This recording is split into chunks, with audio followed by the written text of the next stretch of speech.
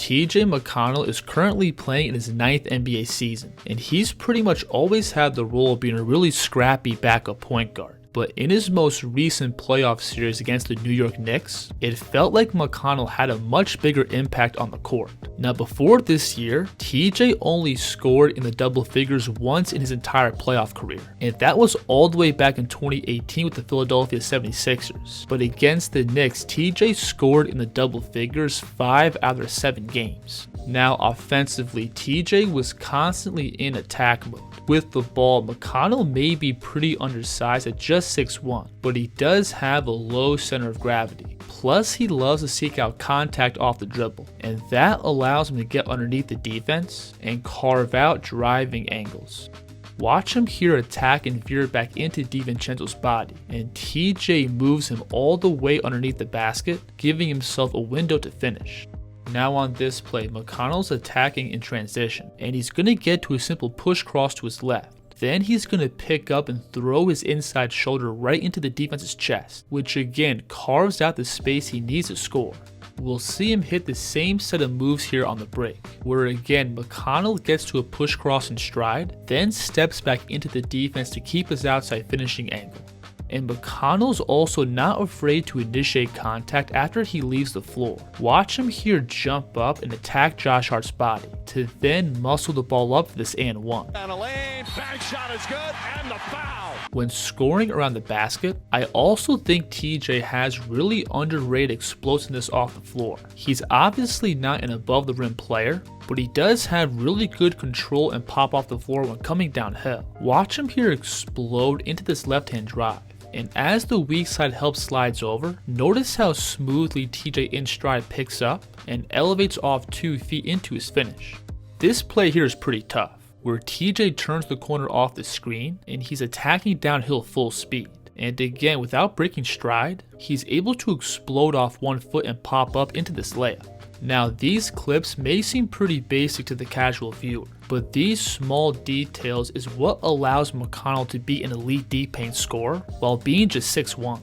When attacking downhill, TJ also has some crafty footwork in the lane, which adds more depth to his deep paint scoring. We'll see him again here turn the corner off the screen, and notice how Dante is going to shift over to stop the ball, but in stride, TJ is going to gather the ball and skip right over his top foot for the finish. Off the bounce, McConnell also has a pretty slippery handle, and similar to his finishing around the basket, everything TJ does off the dribble is simple and direct. Crossover by McConnell with the left hand. We'll see him again here pushing the ball in semi-transition, and without stopping his momentum, TJ is going to shift Brunson out of his frame with this inside-out crossover, and he creates a clear driving line to the rim. Now McConnell also has a pretty good in-between pull-up game. He loves to stop short and pop these 8 to 10 foot jumpers. Mechanically, TJ gets both a ton of lift off the floor while also having a high release point, which allows him to elevate up and over the defense. When getting into these looks, I also think TJ's control and explosiveness plays a big factor, being able to aggressively attack to his spots, to then stop and quickly rise up into a vertical jumper. Watch him here push the ball through into this open space. Then he's going to pick up and land on 2 feet, to then explode up and over the defense for his shot. He's going to set up the same look on this play, where TJ is going to again knife the ball through the gap defense, to then land on 2 feet and explode up into his jumper. And McConnell's also great at leveraging his downhill driving to create more space for his pull-up game. Watch him here drop down and attack to his left with his crossover, and he's able to get this defender to lean back, expecting McConnell to explode downhill. But TJ is going to stop on a dime, stepping right left, to then elevate up for another stable jumper. This is a tough shot right here, where TJ is going to first attack across the paint, then turn his driving angle downhill towards the basket. And watch how he's going to pick up and stop his momentum by decelerating off his left foot. And he's able to pick up and rise up for a vertical shot while the defense is drifting back. So because the defense has to respect McConnell as both a scorer around the basket and in the mid-range, that opens up plenty of windows for TJ's playmaking. when getting into the deep paint, the defense has to throw multiple bodies at TJ to take away his scoring, but that then opens up these kickouts to Indiana shooters. With the ball, McConnell is great at keeping his dribble alive and probing, where he can then dime up his teammates cutting towards the basket.